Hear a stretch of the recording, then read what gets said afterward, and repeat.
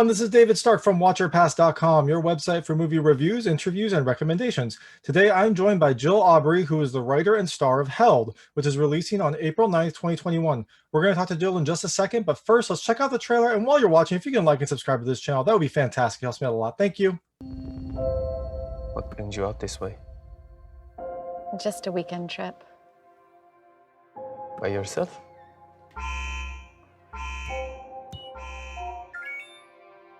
My husband's coming tomorrow.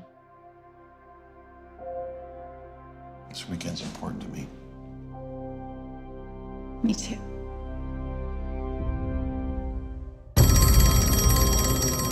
Henry, I wasn't wearing this when I went to bed. Where's your phone? It was here. I have it to hold for now and always. Happy anniversary, Mr. and Mrs. Barry. You will not leave the house again.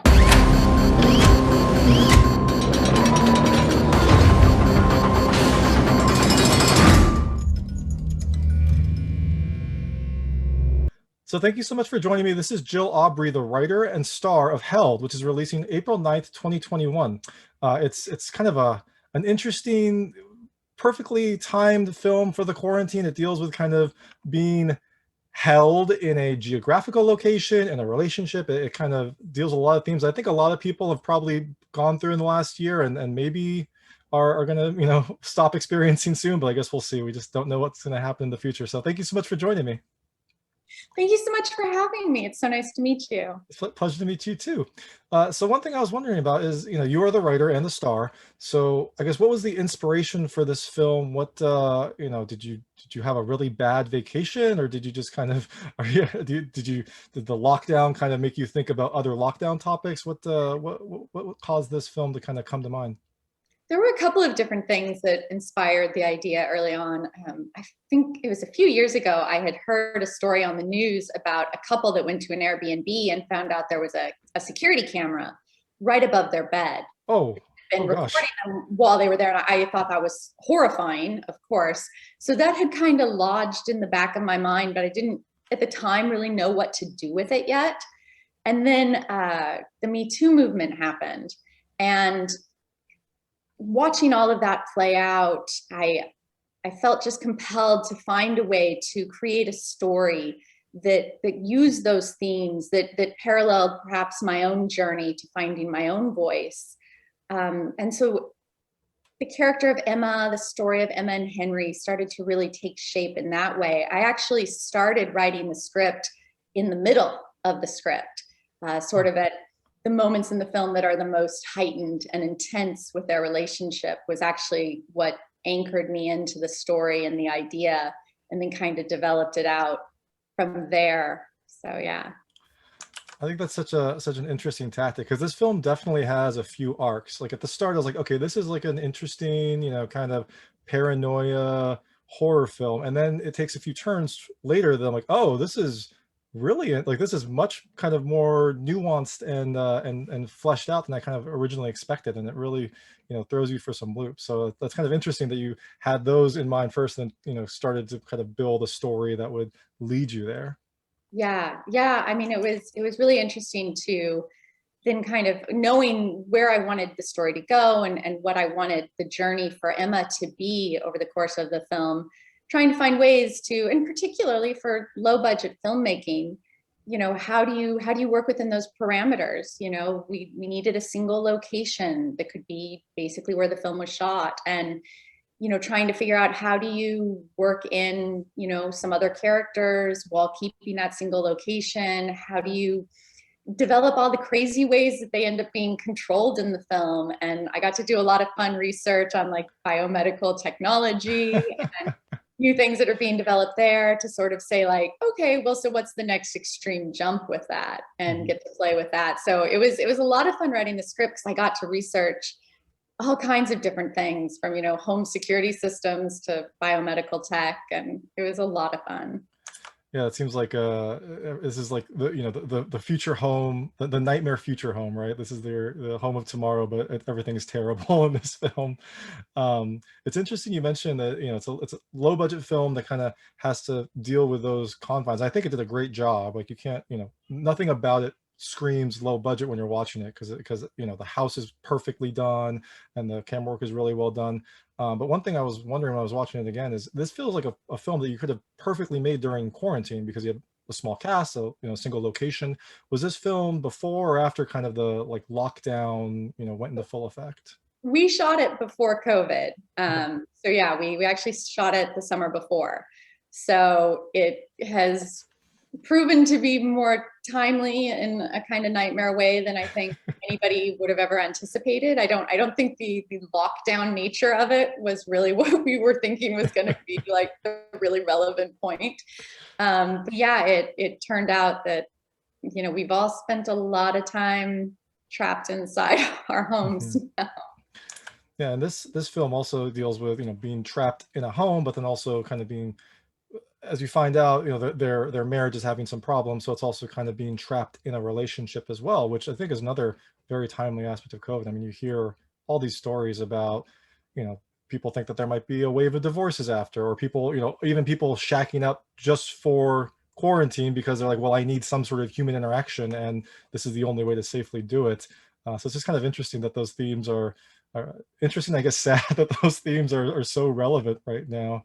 Um, how I guess has promoting this film been, since it is kind of you know an encapsulation of what a lot of people are dealing with right now? How has it been promoting that during the lockdown, and then also as seems like the world is going to start opening up soon? Maybe, I mean, I guess we'll find out, but I mean, fingers crossed that things are starting to turn a corner and people are getting vaccinated so we can start to find, some way back to normal. I know for me, I certainly miss, things like going to the movie theater and getting to see family. This past year, I saw my family from 6 feet away in the backyard, and it's heartbreaking, and it's so difficult to be that way. And I think one of the things we've all kind of learned in this past year is just how important connection is, and how important human interaction and relationships are. And promoting the film has been interesting because it's all this, it's Zoom interviews.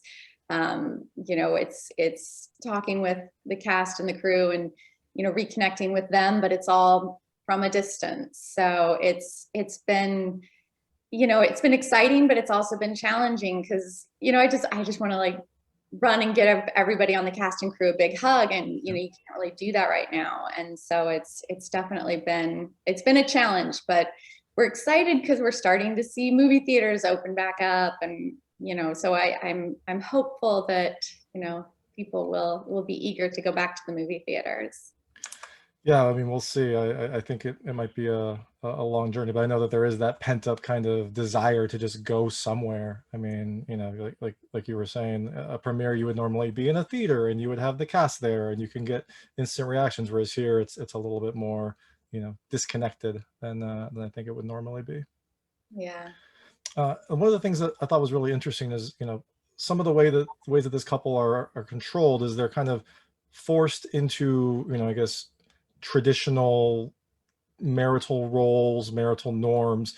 I thought that was a very interesting kind of angle for a horror movie to take. And I was wondering, was this kind of inspired by experiences growing up, but like in a more conservative upbringing, or observations that you've had, in your own life? I mean, I grew up in a conservative part of the country in Central California. So I definitely had some exposure to, a lot of traditional, gender roles. And I think more though that the Me Too movement really inspired taking on those themes in the script and in the film, and really kind of looking at power dynamics, and particularly, with gender, and how those power dynamics change over time and how they haven't changed over time, and really sort of looking at how to play with what it is to be a woman in a room controlled by men, where men are controlling what you're wearing, they're controlling how you do your makeup, they're controlling what you say, they're even things like smile and say thank you. And they're controlling all aspects of your sexuality. And that was sort of what I really wanted to dig in and play with, in a way that hopefully is still insightful, but entertaining as well. Yeah, I thought it was really interesting, kind of the way that you approached it, because it was making these, what some people's upbringings would be like, very normal kind of positive role model requests, except it did it in such a jarring way that it felt very unnatural. I thought that was such an interesting kind of way to present that. And I also, looking at some of these roles after a year of lockdown, I think a lot of family roles have changed. Even if you are in a successful relationship and everything is working, like I think a lot of people might have maybe shifted who makes meals and maybe who's the breadwinner, just because of the way that our economy has changed. And so I thought that was like a very interesting look back into some of the ways that society used to kind of think the perfect relationship would be. Absolutely. I mean, there really is, that sort of, I know Chris and Travis talk a lot about it as like, that sort of Mad Men, 1950s idea of, a housewife and the husband, and, what that relationship is meant to look like. And, so it was really fun to play with that in this, while at the same time being very aware that there are, such deeper and more, quite frankly, horrifying, things that are going on, throughout the world, throughout this country, with men and women and their relationships. And, the statistics on, men who kill their wives, and, for things that are, kind of what Emma does, has done in the movie. And, it's really horrifying, and it's just absolutely heartbreaking that relationships have just over time always kind of been this way. I mean, if you look back through the course of human history, this isn't anything new, unfortunately.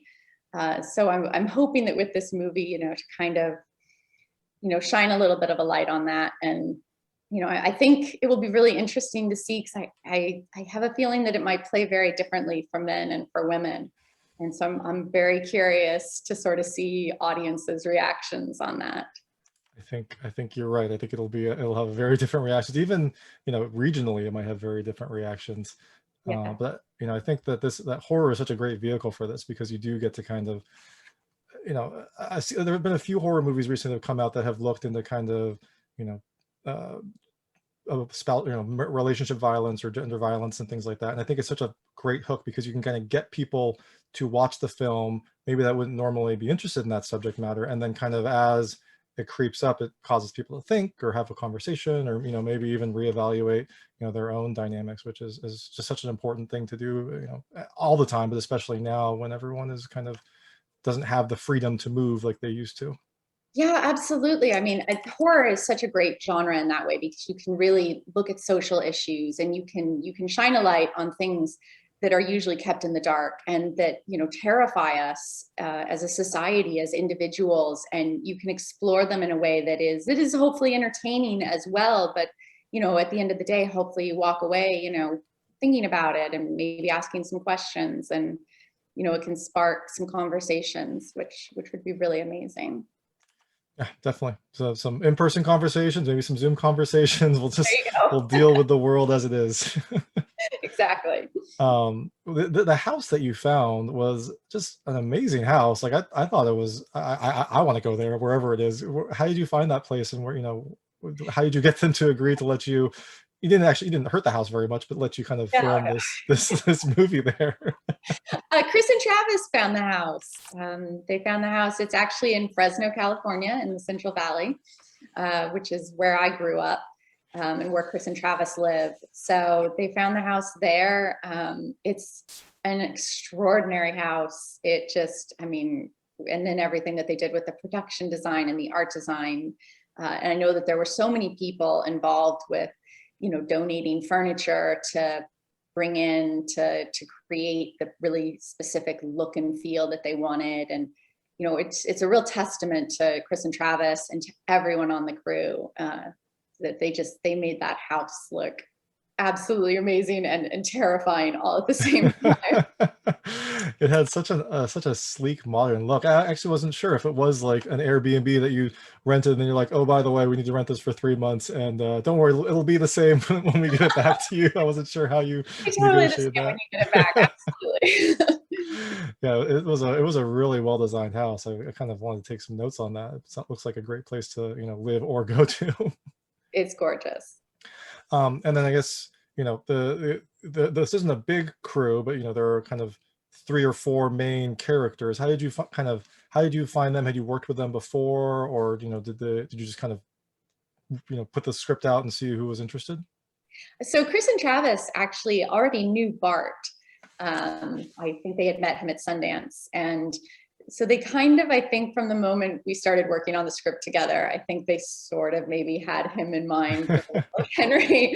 And they brought him up to me, and I took a look at his work and thought, he's amazingly talented and seemed really great for the role. So Bart and I actually sat down in Los Angeles to read through the script together and just kind of, get a feel for each other and everything. And we just kind of fell into the roles so naturally together. Everything was clicking and working just right from the start. We didn't really have to rehearse. It just kind of all fell into place and felt like, he was absolutely the right person to be playing the role. And, it's an interesting role because I think it could have, lesser actors could have, probably been more one note with the performance and playing the end of where it goes. But Bart brought so much heart and vulnerability to Henry. And there were scenes we would shoot on set that he just absolutely broke my heart.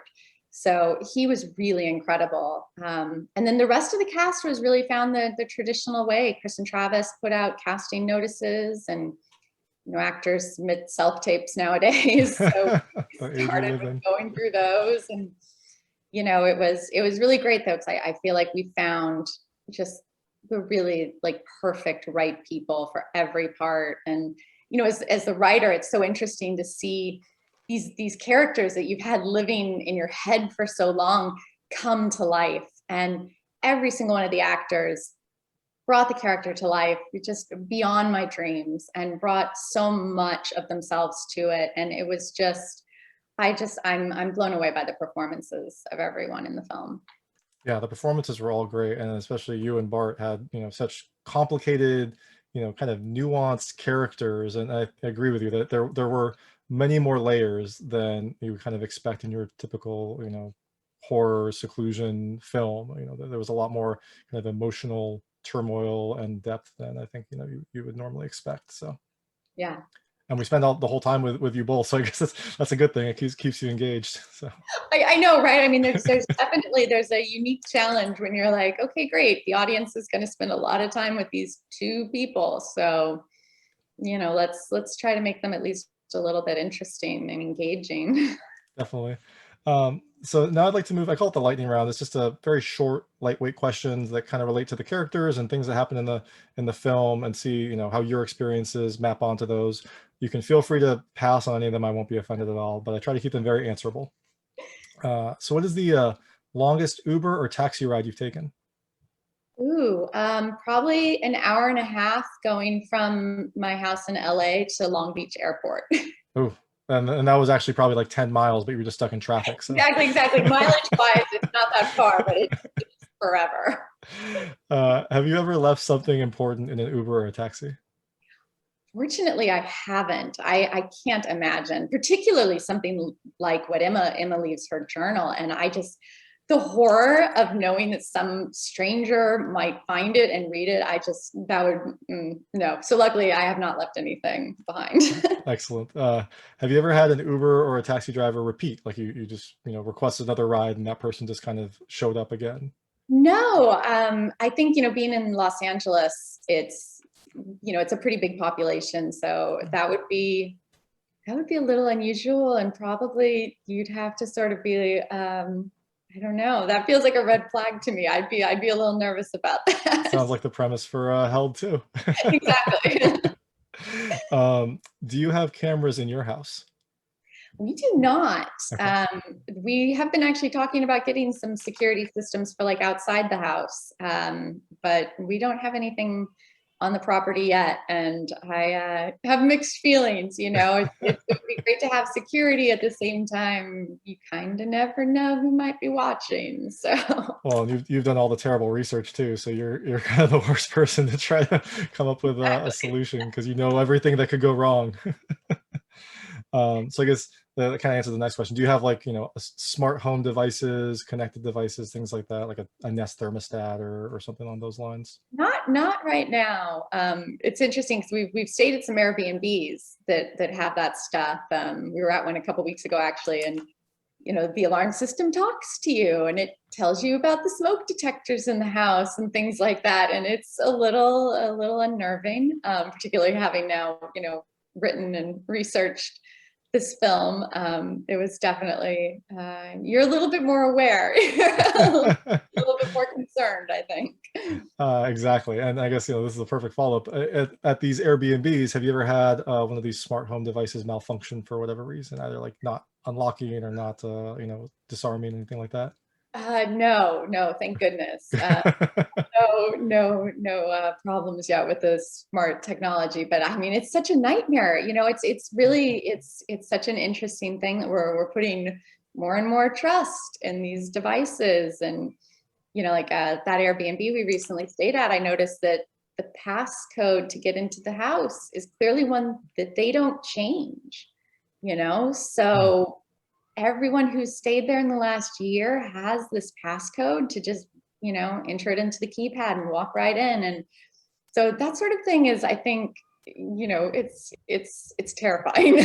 Yeah, no, definitely. And probably made you lock a few more things every night. Exactly. So part of this film is your character going to kind of clear her head, probably work on something. Where would you go to, clear your head, whether you have to work or, maybe reconnect or something like that? I mean, I love the ocean. So anywhere where there's a beach and waves. I particularly love Carmel. That's probably one of my favorite places to go and just, sit on the beach and watch the waves. And that for me is absolutely peace and a chance to just step away and reset. That sounds like the perfect place. What is the strangest occurrence that's happened at like an Airbnb or a hotel? Any weird things happen in your career or life? I don't think I've actually had too many strange experiences. I think every once in a while, like you're at a hotel and like somebody knocks on your door that, is just maybe confused about which room they're supposed to be going to. And that's always a little, you're grateful that the hotels have such good locks on those doors. Yeah, I've been pretty fortunate, I think, with my travels. I haven't had too many strange experiences. That's good. Hopefully that'll continue when you start traveling again. And when you write, do you write on paper or on a laptop or somewhere in between? So I make a lot of notes on paper. And then when I actually sit down to write in script form with dialogue and all of that, then I sit down with the laptop and work that way. And then I really like to do revisions and notes by hand. So I'll print out the pages that I've been working on and then just sit there with a pen and just, completely, there's writing everywhere. You can no longer see what was printed on the page. There's just so many notes and things get reworked to such an extreme. But I'm a real pen and paper kind of girl. Like I love just being able to actually like visually map it out on a piece of paper. And, there's just crazy notes and arrows and then drawing this and, crossing that out and drawing a big arrow to this thing over here. So for me, like, I really like that ability to be visual with it. Yeah, there are definitely some things that you can really just only do on paper. So yeah. Although maybe, I don't know, maybe that'll change. Maybe in the future we'll have I think we're getting there. Yeah, I mean, I think technology coming out, but I don't know. I feel like I'm always going to be partial to my notebooks. So yeah, whatever works. I mean, it worked here. Whatever works is makes sense. So the film is coming out April 9th, 2021, which I believe is next Friday. So now that the film, you're obviously promoting the film, but now that it's coming out, do you have anything else on the horizon? Are you writing anything or have any other projects coming up, or are you just going to take some nice relaxing time in Carmel to reevaluate everything?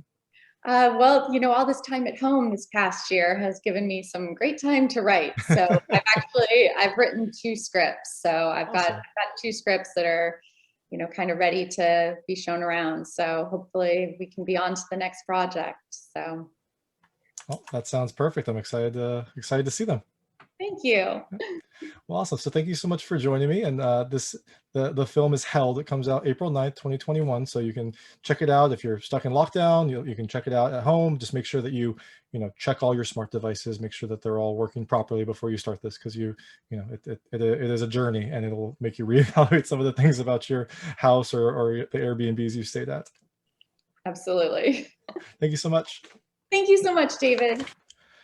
That was Jill Awbrey, the writer and star of Held. Held is releasing on April 9th, 2021, so you can check it out in the comfort of your home. Just if it's a smart home, make sure you know who's monitoring while you're doing it. If you like this interview, please like and subscribe to this channel. It helps me out a lot and make sure all of my new interviews go straight to you. And as always, please go to watcherpass.com for all your movie reviews, interviews, and recommendations. Thank you.